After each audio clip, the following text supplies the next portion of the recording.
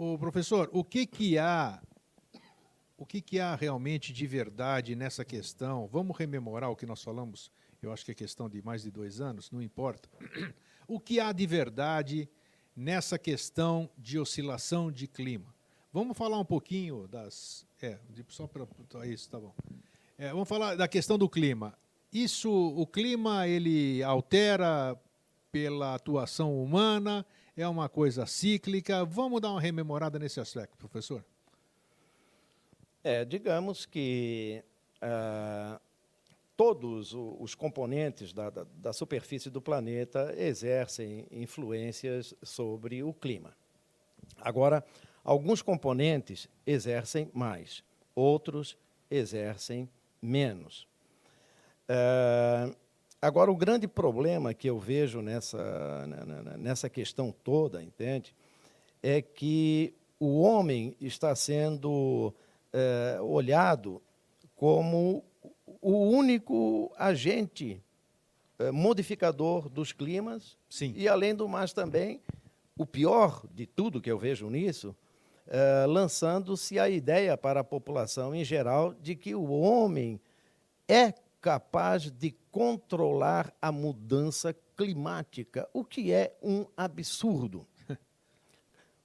É um absurdo. Quer dizer, jogar-se para a população essa ideia de que o homem será capaz de reverter a mudança climática.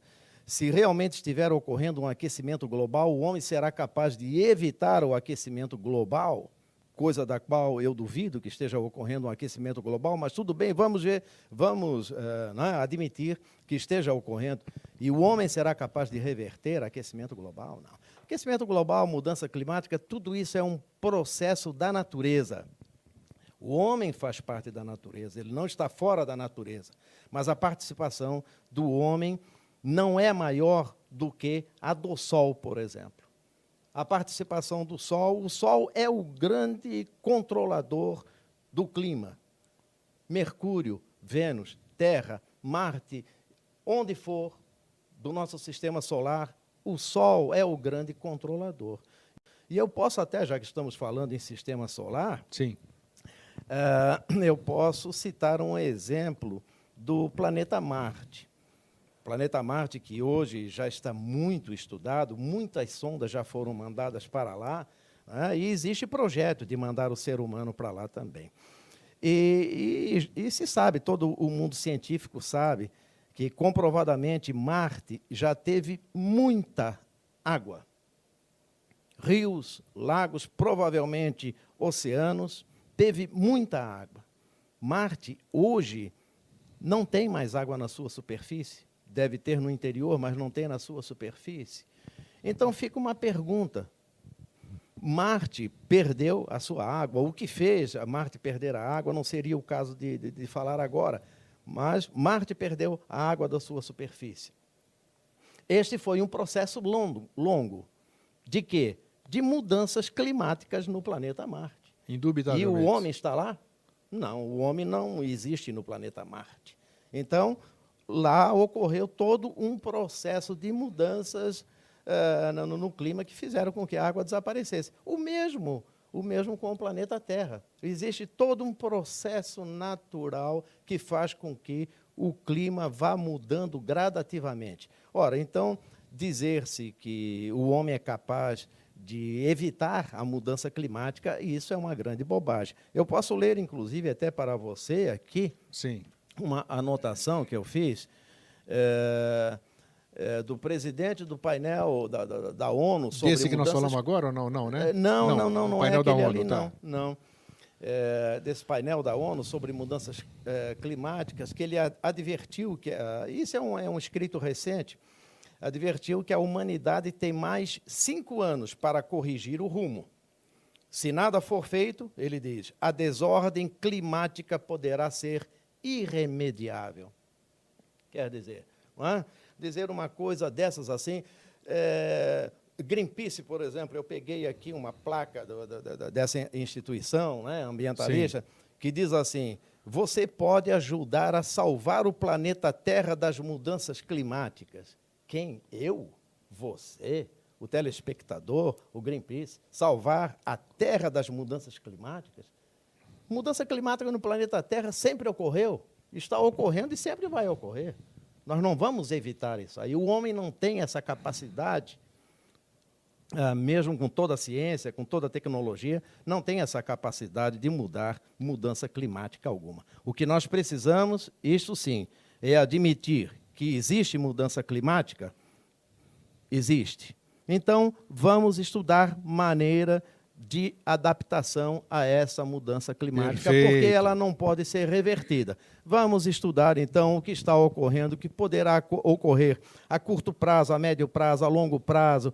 Vamos ver questões de moradia, alimentação, saúde, e vamos discutir essas coisas para enfrentar essa mudança climática que não pode ser mudada. Mas isso tudo que nós estamos vendo hoje, professor, hoje não, e há muito tempo, na sua opinião, a gente sempre fala, é a nossa opinião que nós estamos emitindo aqui, o que leva essas pessoas aí a fazerem essa dramaticidade, essa coação, que eu acho isso aí uma coação, conscientização é uma coisa, coação é outra, intimidação, como o senhor acabou de dizer agora, estão nos culpando realmente, dizendo que nós somos culpados, né? Nós, telespectador, todo mundo aqui, nós simples seres humanos, por toda essa mudança que é cíclica. Então, qual é o interesse que, na sua opinião, existe por trás disso? O que tem por trás meio obscuro aí? Se é que tem. Não, mas tem. Digamos, Grego, vamos partir aí do começo de toda essa história. Há uns anos atrás, a ONU formou uma comissão de muitos cientistas, representantes de vários países do mundo, para fazer um estudo. Eles queriam saber até onde o homem estaria influindo nessa questão ambiental e, principalmente, nessa questão dos climas. Não é? Que atividades humanas poderiam estar causando alguma coisa nos climas e tal. Então, foi feito esse trabalho.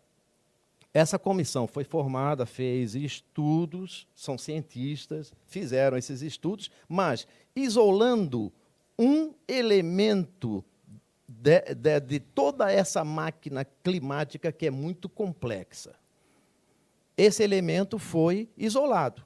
Qual é o elemento? O ser humano. O homem foi isolado. Então, fizeram um estudo só, tirando o Sol, tirando os vulcões, tirando o El Ninho, Laninha, o Oceano Pacífico, Atlântico, etc., tiraram todos os outros componentes climáticos e estudaram apenas o homem, porque foi essa a proposta.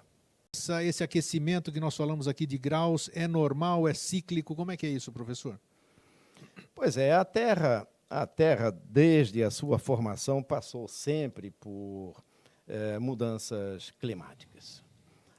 O clima nunca foi uniforme, e essa é uma ideia, infelizmente, errônea, que se passa para toda a população, como se o clima tivesse sido, até agora, uniforme, bonito, certinho, tudo ok, e, de repente, o homem entrou e começou a bagunçar tudo. Isso na minha juventude, eu posso dizer que a gente sabia o dia que ia chover, o dia que era inverno, verão era verão, e realmente no nosso tempo, nós temos praticamente a mesma idade, realmente no nosso tempo nós tínhamos mais segurança na questão climática, não tínhamos, professor?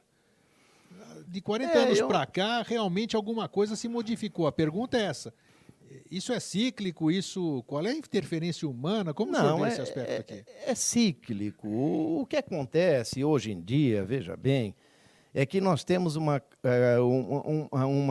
quantidade e uma qualidade melhor das informações. Elas nos chegam com maior rapidez, isso é verdade. Nos chegam em maior quantidade, os equipamentos são melhores, os satélites estão aí em volta da Terra, monitorando uma série de coisas, mandando informações. Então, hoje, nós estamos melhor informados. Então, eu, como manezinho, por exemplo, aqui da ilha, acredito que, como muitos outros manezinhos, nós sempre falamos, o manezinho mais do interior diz que é o vento suli. né? O vento sul. O vento sul. Né? Então, sempre se falou em vento sul. Agora, hoje em dia, por causa da tecnologia, satélites, uma série de estudos e tal, então tivemos aí, agora é chamado, como é que se diz? Agora me fugiu o termo deste furacão que ocorreu por aqui. É o ciclone extratropical. Exatamente. Quer dizer, do vento sul passamos para ciclones o ciclone extratropical. Claro, porque a ciência avança, melhora os seus equipamentos, a ciência é pródiga também, em dar nomes, em fazer classificações, etc., etc., né? Entrar em maiores detalhes. Mas nós não tínhamos esses fenômenos no passado. Não tínhamos no passado. Aqui se atribuem isso, esses tipos? Não, nós tínhamos. Quer dizer, o ciclone extratropical, aí é que está a questão. Então, por causa de toda essa tecnologia, por causa dessa quantidade grande de informações que nós recebemos, as pessoas pensam que o ciclone extratropical é coisa de hoje, está vendo? É do aquecimento global, é da mudança climática. Mas isso sempre ocorreu, foi o vento sul de antigamente, porque o clima é dinâmico, essa é que é a verdade. Nós temos que nos acostumar... Isso é importante a gente enfocar. Nós temos que nos acostumar que o clima é dinâmico. E sempre foi. E sempre foi. Não é novidade nenhuma. Novidade nenhuma. A Terra já passou por grandes glaciações, pelo menos 3 grandes glaciações, em que as geleiras avançaram até as latitudes médias, tanto norte como sul, não é? Já tivemos pelo menos 3 grandes glaciações. A última grande glaciação acabou há mais ou menos 10, 15 mil anos atrás. A última grande glaciação. E um período interglacial normalmente leva aí os seus 12, 15 mil anos. Caramba! O que nos leva a crer que, e isso não sou eu, se o pessoal de casa for pesquisar, vai ver que aqueles que defendem um pouco do outro lado também, dessa questão da mudança climática, dizem também, não é? Que nós estaríamos, então, num período de transição caminhando para um resfriamento global, ou seja, uma nova glaciação, mas que não vai ocorrer amanhã, da noite para o dia, nem na semana que vem. Este é um processo gradativo. E quando nós estamos num processo gradativo de resfriamento, ocorrem pequenos períodos de aquecimento. Opa, isso é importante aqui. E o contrário também é verdade. Quando nós estamos num período interglacial, que houve um esquentamento, existem pequenos períodos de resfriamento. Como se explica isso, a ciência? O senhor que é um cientista, como é que explica isso aqui, essa mudança, assim, vamos dizer, um pouquinho de calor preparando um frio e vice-versa? Por que essa mudança? O grande controlador dessa questão climática é o Sol. É o Sol. Tudo que ocorre no Sol se reflete aqui na Terra. Nós estamos na fase de grande atividade dele agora, aqueles 11 anos, nós estamos ainda naqueles 11 anos de grande atividade ou não? Porque ele tem 11 anos de atividade intensa, né? Exatamente. Depois, então, eu tenho até umas imagens nós vamos mostrar isso. Para mostrar, mas... nós vamos falar sobre isso. O Sol tem um período de 11 anos, e o último período da grande atividade dele foi no ano 2000, 2001. Então, espera-se que agora estejamos aí nesse período de máxima atividade solar. E isso é cíclico, já é conhecido da ciência, já ocorre há muitos anos. Entende? Então, quando o Sol está numa atividade maior a cada 11 anos, a Terra é uma espécie de uma caixa de ressonância do Sol, como todos os outros planetas. Então, recebe essa energia, existe, então, uma tendência a um aquecimento maior. No momento em que o Sol está mais calmo, a tendência é de um pequeno resfriamento. Agora, já aconteceu, vai acontecer e pode estar acontecendo o seguinte, de o Sol permanecer calmo por muitos anos. E nós temos até um gráfico aí para mostrar depois. Temos gráficos sobre isso? Temos. De o Sol permanecer calmo por muitos anos. Como, por exemplo, no período medieval, 1645 a 1715, Puxa, foram 70 anos que o Sol ficou calmo. O Sol ficou calmo. Esse período é conhecido como Pequena Era Glacial. O frio no planeta Terra foi intenso. O clima não. na sua opinião, esses gases aí, o gás dos sprays, ele realmente é capaz de prejudicar a camada de ozônio? Tem fundamento isso ou não tem? A camada de ozônio foi uma outra, digamos, uma outra farsa. Farsa? Foi uma outra farsa. Foi porque o CFC, exatamente. o CFC, esse clorofluorcarbono, Isso. ele estava vencendo, o direito de produção dele estava vencendo e iria cair no domínio público. Então, Meu Deus do céu. o que aconteceu é que a Inglaterra e os outros países do bloco dos ricos, né, convocou os demais países, inclusive os países emergentes e mais pobres e tudo, para participar de uma comissão ou de um estudo em Montreal, no Canadá, que foi chamado Protocolo de Montreal, porque aí então o CFC não seria mais produzido. Ou seja, os ricos fizeram com que os países pobres que poderiam começar a produzir o CFC não pudessem mais produzir.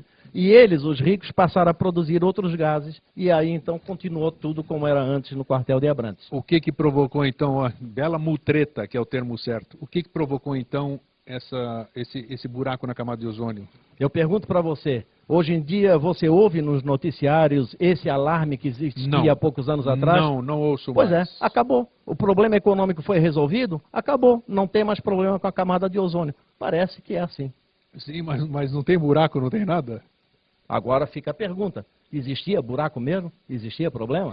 Pelo menos era o que mostravam pra gente, né? Fica aí a pergunta. Tem mais slide aí? Vamos pra frente.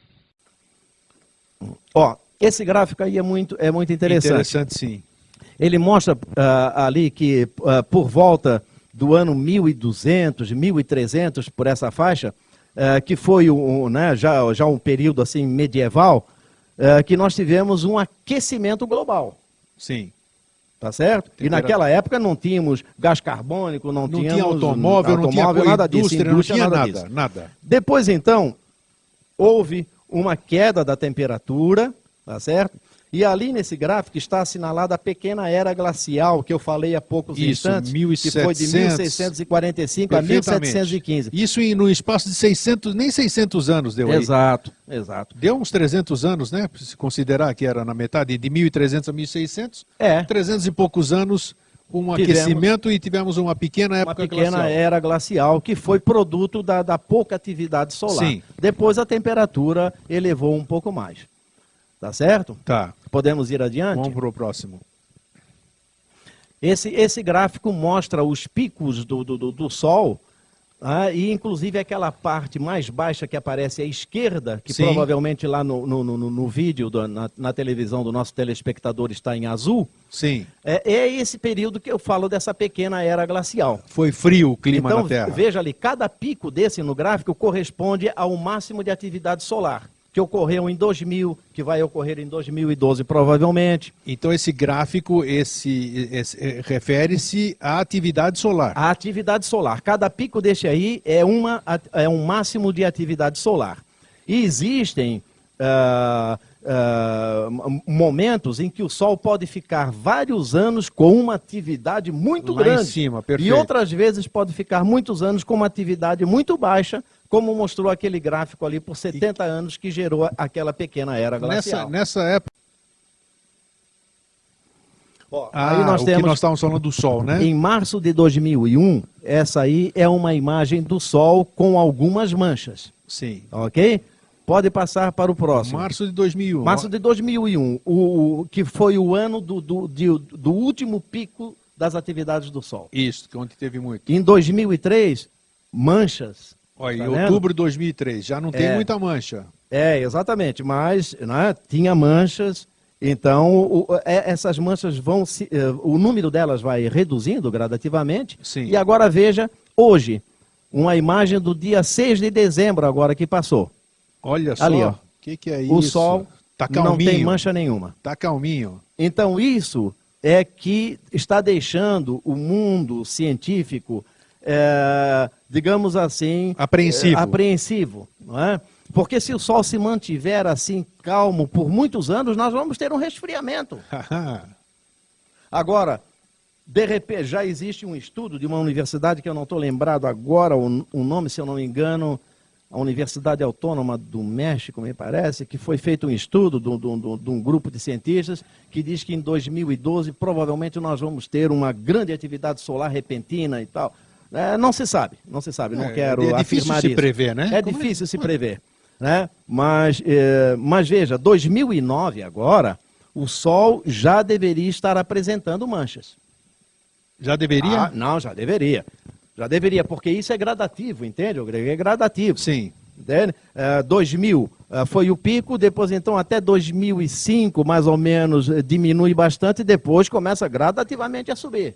Então, 2009 agora, o Sol já deveria estar apresentando algumas boas manchas. Então, para a ciência, ele está muito calminho. Muito calmo. E se permanecer, como no período medieval, permanecer 50, 70 anos, calmo desse jeito, certamente nós vamos ter um período de uma nova pequena era glacial. Resfriamento em vez de aquecimento global. E uma revista respeitabilíssima, Newsweek. Exatamente. Em que, inclusive, mostra um gráfico ali no canto à direita, que eu ampliei esse gráfico no próximo slide, se o Fernando puder passar a fazer o favor. A gente já vai ver o slide aí. O gráfico publicado pelo Newsweek. Aí. Que é um gráfico baseado numa instituição dos Estados Unidos chamado o Centro de Pesquisas Meteorológicas, o NOAA, a sigla em inglês. Sim, famosa. Exatamente. Então, esse gráfico mostra coisas ali interessantes. Veja, por exemplo, de 1910 em diante, tivemos um aquecimento até por voltas de 1945. 45, final da Segunda Guerra Mundial. Foi o ápice do aquecimento. Um aquecimento. Depois, então, tivemos um arrefecimento da temperatura de 1945 a 1975, mais ou menos. Foi caindo a temperatura. Foi caindo 30 anos caindo a temperatura. Então, talvez aqueles jornais anteriores ali, o Estado de São Paulo, tivesse razão em falar em função disso aí. Mas agora veja você uma coisa interessante, que contradição. A partir do término da Segunda Guerra Mundial, foi que a indústria se intensificou. A indústria exatamente, de automóveis e todas as outras indústrias se intensificaram. Ou seja, o nível de dióxido de carbono jogado na atmosfera começou a aumentar, então. Sim. E veja pelo gráfico que ao invés da temperatura aumentar, diminuiu. Interessante isso, né? Mágica. Vamos para o próximo slide, Fernando. Olha só, exatamente. Aí começou a indústria, né? A Revolução Industrial. E em vez da temperatura subir, ela caiu. Olha que interessante. Veja, a revista Time tem 3 momentos muito interessantes. 45? Em 1945, ela diz que o mundo está fervendo. É o aquecimento global. Em 1977... The Big Freeze. Exatamente. O grande congelamento. O grande esfriamento. É o resfriamento global. E em 2006, depois... E 2008. E 2008, tá? Aqui é 2006, né? É 2006. 2006 diz novamente o aquecimento global. Entrou na onda do aquecimento global. 45, 77 e 2006. Exatamente, praticamente 30 anos. Vamos lá. Tem mais? Vamos acreditar em quem?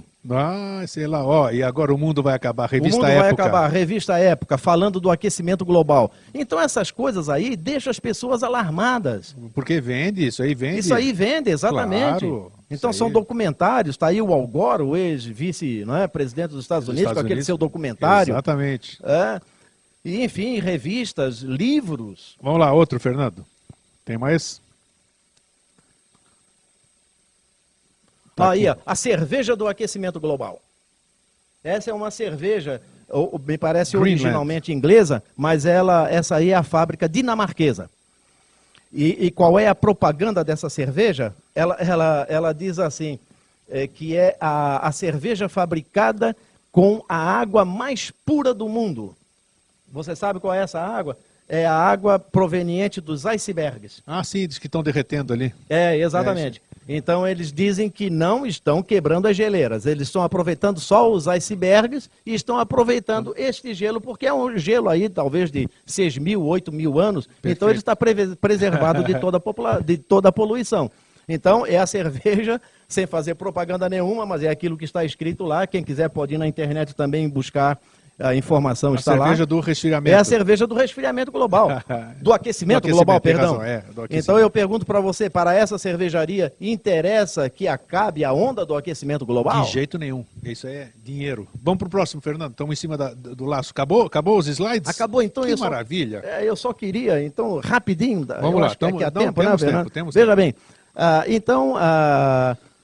Ai daquele que fala contra o aquecimento global e tudo isso, né, Grego? Porque muitos cientistas reclamam que são colocados para escanteio, entende? Porque são contrários à onda do aquecimento global. Então, veja bem, existe um dinamarquês, que o nome dele... Bem na terra dele que está Exato.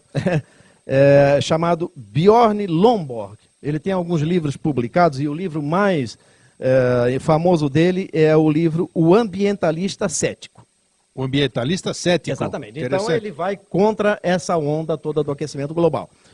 Bom, o que acontece? A revista super interessante de dezembro de 2007 publicou, como sempre publica, né, todo mês, uma parte que é um artigo, uma seção, Sim. Que é chamada de 5 luxos e 1 lixo, que eu acho uma coisa de tremendo mau gosto.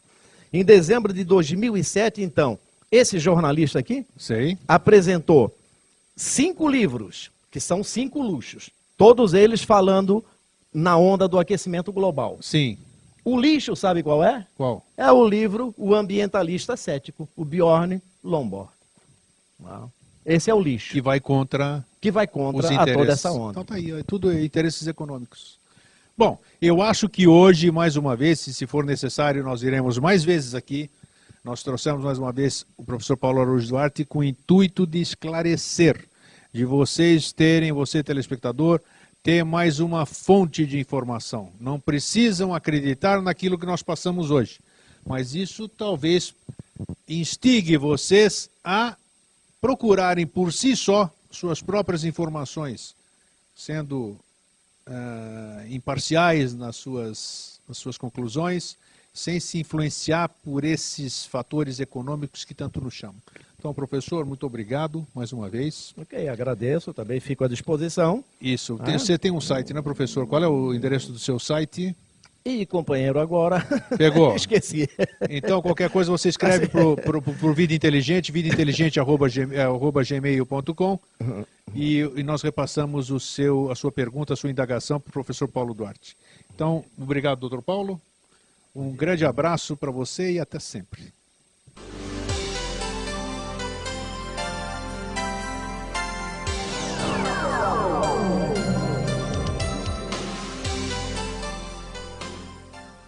Vida Inteligente.